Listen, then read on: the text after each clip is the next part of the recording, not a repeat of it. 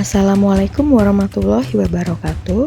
Kali ini, Dinas Perikanan dan Peternakan Kabupaten Kuningan akan membahas mengenai cara budidaya ikan yang baik atau yang kita kenal dengan CBIB.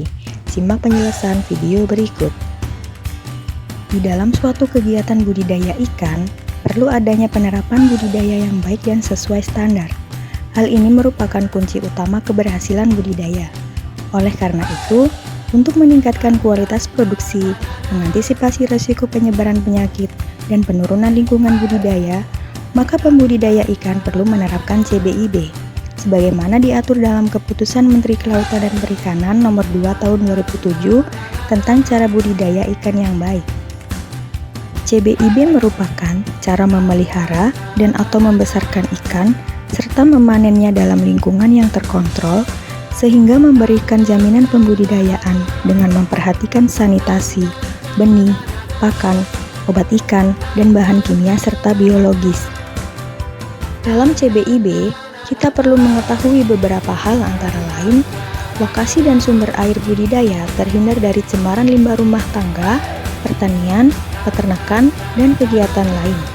Kegiatan yang dapat menyebabkan cemaran pada budidaya antara lain, kegiatan pertanian, di mana kegiatan tersebut bisa jadi menggunakan pestisida yang mengandung bahan aktif yang dilarang di permen obat ikan. Kegiatan peternakan berupa cemaran antibiotik yang diberikan ke ternak serta bakteri akibat kotoran ternak. Kegiatan rumah tangga seperti air cucian beras, air cucian daging, ikan, dan lainnya yang termasuk limbah bahan organik, serta sabun dan bahan kimia lain seperti antiseptik, wipol, dan lain sebagainya. Peralatan budidaya terbuat dari bahan yang ramah lingkungan, bahan yang tidak berbahaya serta tidak menyebabkan kerusakan fisik dan kontaminasi pada ikan.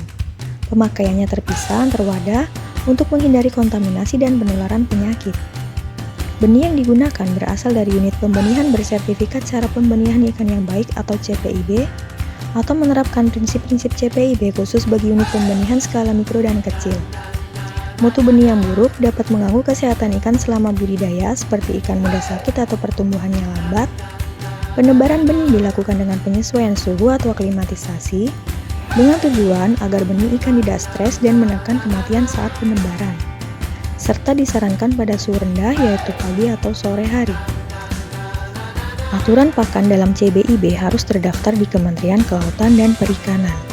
Penggunaan pakan efisien atau sesuai dengan jenis dan umur ikan.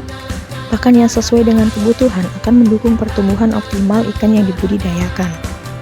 Pemberian pakan tidak berlebihan, sesuai dengan kebutuhan atau dosis. Pakan yang berlebihan dapat menyebabkan kualitas air menurun, sehingga mengganggu kesehatan ikan.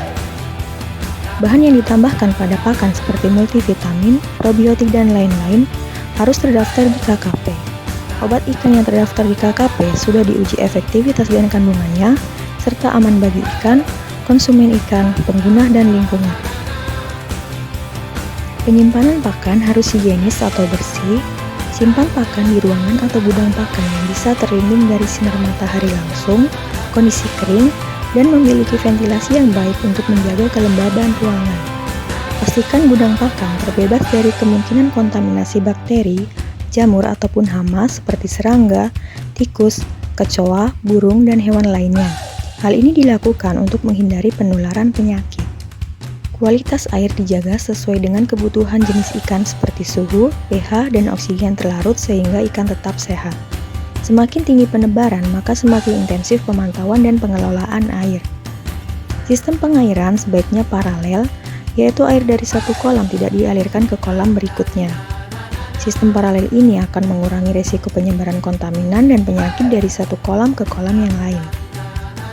Kesehatan ikan dipantau secara berkala seperti gerakan aktif, nafsu makan baik, dan tidak ada gejala penyakit. Jika terjadi serangan penyakit, karantina ikan yang sakit di wadah atau kolam terpisah. Apabila ada kematian ikan di kolam, segera angkat bangkai ikan agar tidak mencemari kolam budidaya. Penggunaan dan penyimpanan peralatan antara ikan yang sakit dan ikan yang sehat harus dipisahkan. Pencegahan dan pengendalian penyakit ikan dilakukan dengan ramah lingkungan, aman untuk ikan dan manusia, seperti penerapan biosecurity, imunostimulan, aplikasi probiotik secara efektif, dan pengobatan dengan bahan herbal. Hindari kepadatan ikan yang terlalu tinggi untuk mengurangi risiko stres dan penyakit pada ikan. Kunci dari penggunaan obat ikan adalah obat ikan harus terdaftar di KKP, bahan aktif tidak dilarang oleh KKP, penggunaan obat ikan mengikuti anjuran label, dan dilakukan secara bertanggung jawab untuk mencegah dampak negatif pada lingkungan. Penggunaan antibiotik bukan untuk pencegahan, namun hanya boleh untuk pengobatan dan harus diawasi oleh dokter hewan atau ahli kesehatan ikan. Peralatan yang bersih akan menjaga mutu ikan hasil panen. Proses panen dilakukan dengan cepat dan bersih agar kualitas ikan yang dipanen tidak menurun. Serta orang yang menangani panen harus sehat, tidak ada gejala sakit atau luka terinfeksi. Luka dan infeksi pada pekerja yang menangani panen dapat menyebabkan ikan tercemar bakteri dan virus. Demikian edukasi mengenai cara budidaya ikan yang baik. Semoga bermanfaat untuk kita semua dan dapat menambah pengetahuan kita dalam membudidayakan ikan secara efektif dan berkelanjutan, sehingga mampu meningkatkan produktivitas budidaya ikan.